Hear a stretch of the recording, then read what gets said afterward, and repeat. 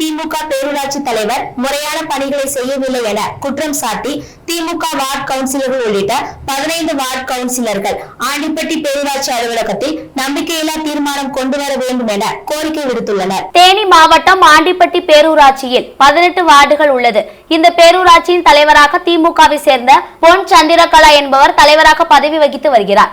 Ward பகுதிகளில் முறையான வளர்ச்சி பணிகள் செய்யவில்லை என கவுன்சிலர்கள் புகார் தெரிவித்து வந்தனர். இதன் காரணமாக பேரூராட்சி கவுன்சிலர்களுக்கும் சுமூகமாக உறவு இல்லாமல் இருந்து வந்தது.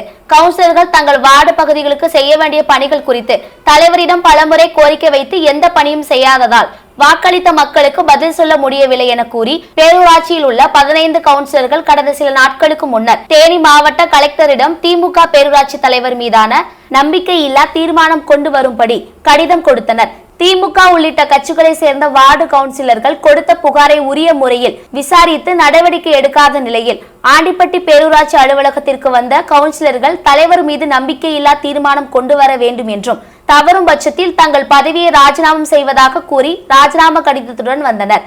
அவர்களுடன் ஆண்டிப்பட்டி பேரூராட்சி செயல் அலுவலர் பேச்சுவார்த்தை நடத்தினர். பேரூராட்சி கவுன்சிலர்களின் புகார் குறித்து விரைந்து நடவடிக்கை எடுப்பதாகவும் தெரிவித்தார். இதனைத் தொடர்ந்து வார்டு கவுன்சிலர்கள் திரும்பி சென்றனர். திமுக வசம் உள்ள ஆண்டிப்பட்டி பேரூராட்சியில் தலைவர் மீது திமுக மற்றும் கூட்டணி கட்சிகள் அதிமுக கவுன்சிலர்கள் அனைவரும் நம்பிக்கையில்லா தீர்மானம் கொண்டு வரும்படி புகார் கொடுத்த சம்பவம் ஆண்டிப்பட்டியில் பரபரப்பை ஏற்படுத்தியுள்ளது.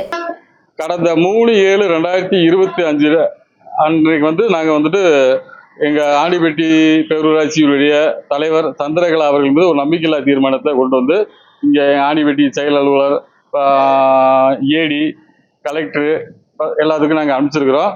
அதுக்கான சிறப்பு கூட்டத்தை கூட்ட சொல்லி நாங்கள் கிட்டத்தட்ட ஒரு 12 நாளாக கேட்டுட்டு இருக்கிறோம். அதெல்லாம் தாமதப்படுத்துறாங்க. அதை எதிர்த்து நாங்கள் போராட்டம் பண்ணலான்னு வந்திருந்தோம். இங்கே அவங்க செய்கிற செயல்கள் எதுவுமே எங்களுக்கு பிடிக்கலை. அதே போல் மக்களுக்கு நாங்கள் ஏதாவது செய்யணும், ஏதாவது ஒரு வேலைப்பாடுகளை செய்யணும் கொண்டு எடுத்து கொடுத்து நாங்கள் அவங்ககிட்ட பேசினாலும் அதுக்கு அவங்க முன் எந்த செயலையுமே இறங்கி முழு மனசாக செய்ய மாட்டுறாங்க. எங்களோட கோரிக்கைகளை வச்சாலும் அவங்க ஏற்றுக்கிற மாட்டுறாங்க. முதல்ல